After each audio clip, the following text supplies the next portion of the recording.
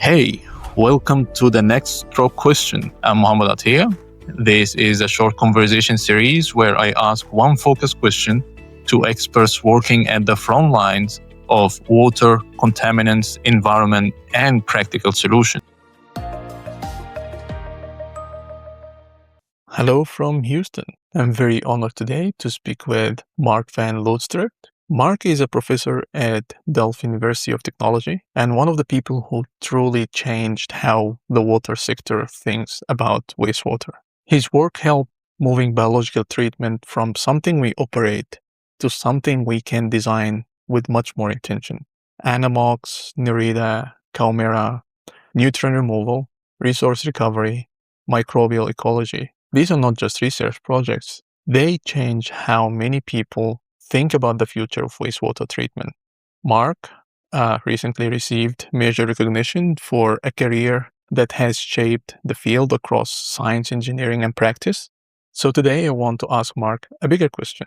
After decades of transforming wastewater treatment, what does he think the field should do next? Where are we making progress? Where are we distracted?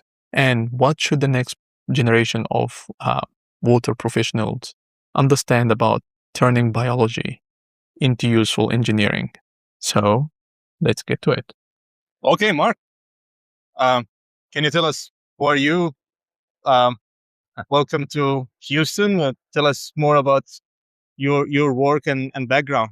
Yes. Well, I'm Mark van Loosdrecht. I'm professor in Environmental Biotechnology in Delft University in the Netherlands. And I like to study microbiology, study what bacteria do, and find applications for that for improving water systems. Okay. People know you for, microbial biological reactors and modeling. So I think your talk today at the IWA-LAT meeting was just really inspiring. How far the field has progressed and evolved. Yep. So if you give us a glimpse on what are the exciting things that you see are happening now in the field, both from a scientific but also practical point of view. Well, I think especially currently, I think the exciting thing is the extracellular polymeric matrix. For a large part, because that has always been important in biofouling, in calculating properties of sludge, in dewatering, nowadays also in resource recovery. And over the years, it has always been very difficult to get financing. For instance, when the MBR came up, everybody had problems with biofouling. If you have RO systems, everybody has problems with biofouling. But if you then try to get money to really study what this biofouling is, it's very difficult. You can get easily money to try to prevent it. Yeah. And even though you can get large amounts of money, but if you then say, no, I need 4 or 5 years to research it, it was always very difficult. Now we partly on the success probably of Nereda, but we could see that these polymers have also a value, not only a nuisance. And we started studying them, also helped, by the way, because I think what to do nowadays with these polymers was 30 years ago simply not possible. It's too complex polymer relative to, for instance, DNA or proteins. It seems that slime is something simple, but actually it's much more complicated than the DNA and the protein analyzers. And so the analytical facilities are better. But now we see a lot of intriguing things in these EPS, but that also helps on one hand, maybe to find better applications for it or good applications for it. And I trust that also we will be able, by understanding the molecular structure better, we might also help in finding different ways for instance, sludge dewatering, sludge drying, maybe also for combating biofouling. If you know what molecules we really have to remove, and these molecules are not simply sugars or proteins, because that's how it was the characterization in the past. Yeah. Just measure it what was called proteins or what was called polysaccharides. But yeah, these analytical techniques from the past, they were giving something, but not information. Yeah. So, because that's I guess very intriguing to monitor the progress in how we see things, because it's the same biology, the same material that we have been seeing, but it was like, I don't know, a naked eye / a light microscope. Now we have an advancement in parallel in analytical tools that can help us see better, know better, so that a third, I guess what you're describing, a parallel path as well, is the processing of that material, so that we can actually make a beneficial use out of it. So now these are 3 parallel lines. Where do you see like efforts would be more productive if we focus resources more? Because I guess, did we see enough, or you're saying also we didn't see enough, we need to focus more on that direction? I think we should try to get more consortia where on a long term, not just for one project of 3 years or something, but on a long term, somehow universities collaborate with practice, between brackets, and that practice is partly utilities, but partly also entrepreneurs, chemical industry, who can apply in the end these polymers. And then not to work together to focus on one thing. At the moment, we're much more in exploratory stage.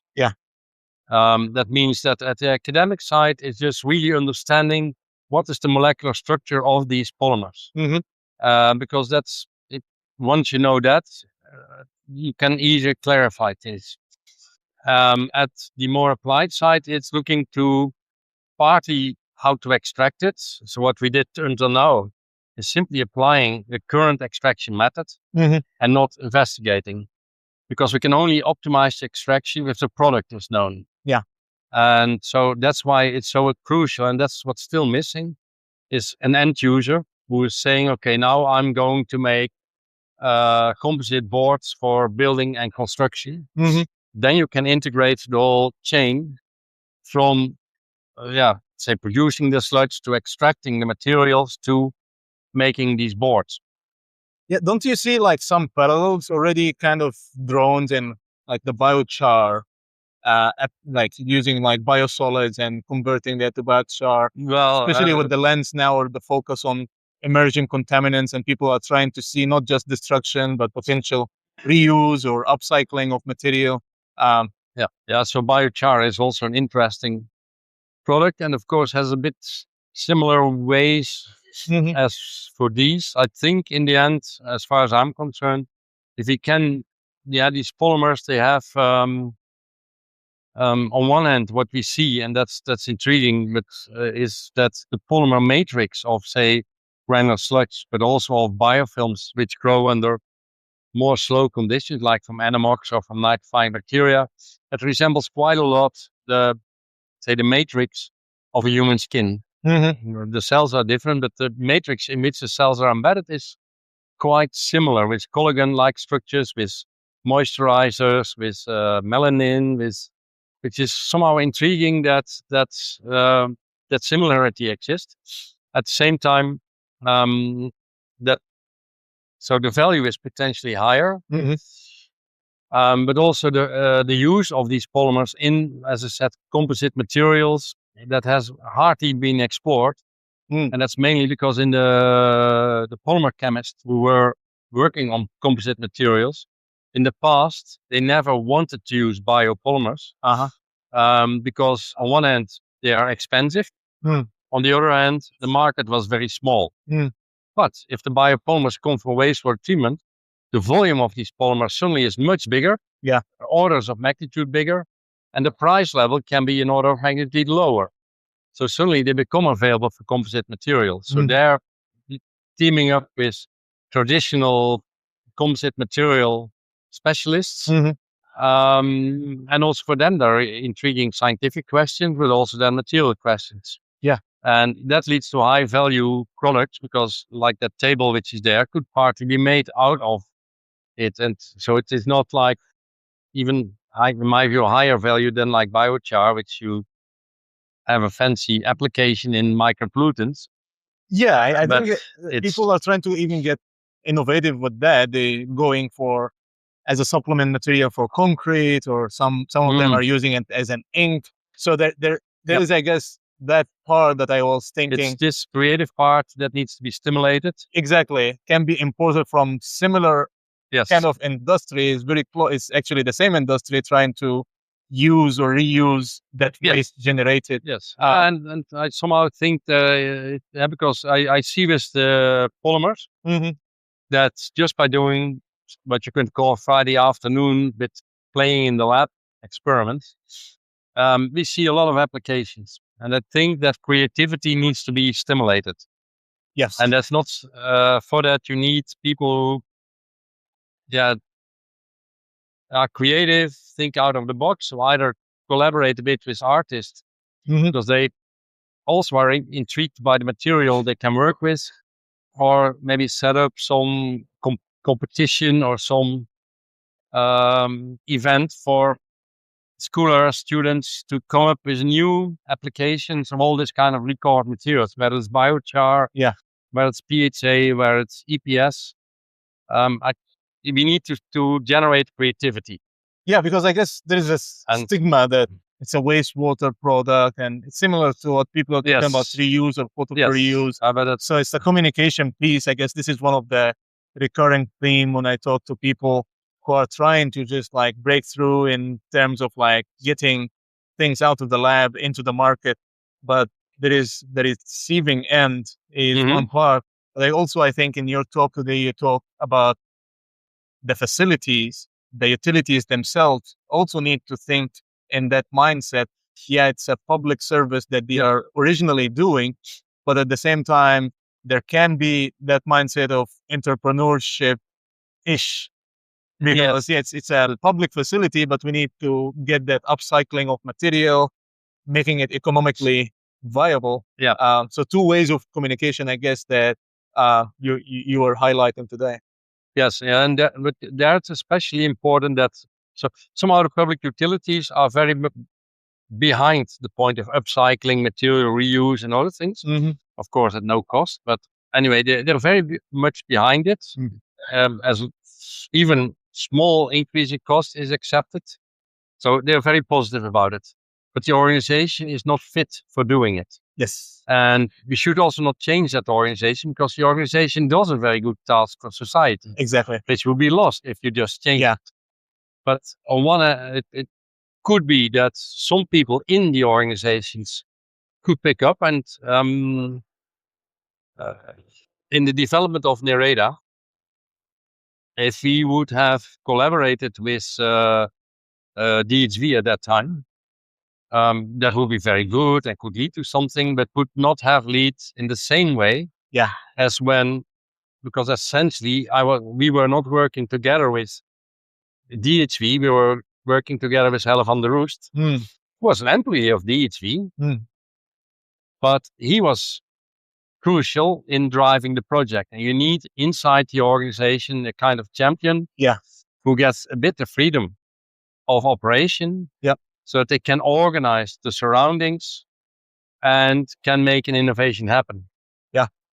And that's what for this kind of, and you cannot just select someone to do it, because it needs someone with passion, and you cannot, that means someone has to emerge for that and get the space in the organization to develop it, and must have also the capacity to have it. So exactly. It's a very difficult thing to do.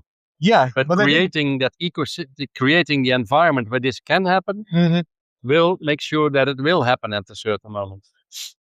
Yeah, again, thanks for the hope that you're giving us, and for everything that you're doing. Again, I really was looking forward to talking to you, and thanks for your time. Thanks you so much. Okay, good. That was the NextDrop question. Thanks for listening. See you next time.